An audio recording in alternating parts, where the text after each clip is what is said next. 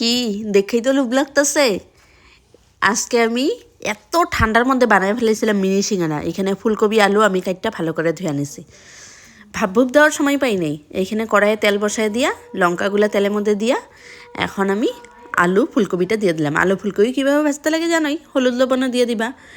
এই ঠান্ডার মধ্যে চা দিয়া আলু ফুলকপির ছোটো ছোটো করে সিঙ্গারা খাইতে কিন্তু খুব ভালো লাগে। আজকে সিঙ্গারা অত ভেজাল করে বানাই নেই।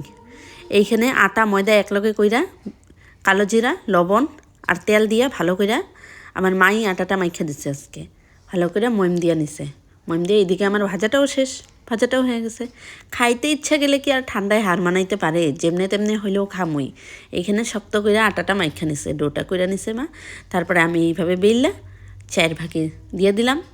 শর্টকাট বুদ্ধি বাইর করছে সিঙ্গারার, খাইতে হে লাগে কি হয় দেখা যাব। এইভাবে ত্রিভুজের মতো কাইটটা নিয়ে জুড়া দিয়ে নিলাম। সিঙ্গারার শেপটা কিন্তু এসেই পড়ছে। 1 টাকা করে যদি পিস হয় আমি ভালোই টাকা জমাইতে পারতাম। ঠান্ডার দিনে যদি আমি 1 টুকরি সিঙ্গারা নিয়ে বসতাম অনেক টাকা হয়ে যেত। দেখো তো কি সুন্দর করে সিঙ্গারা বানিয়ে নিলাম।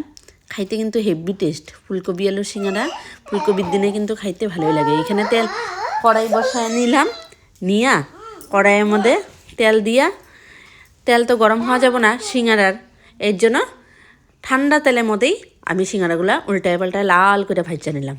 দেখো তো কি কুরকুরে হয়েছে। কুরকুরে সাউন্ডটা দিতে পারলাম না, অনেক হুলস্থুল হইতেছিল ঘরে। Tata bye bye.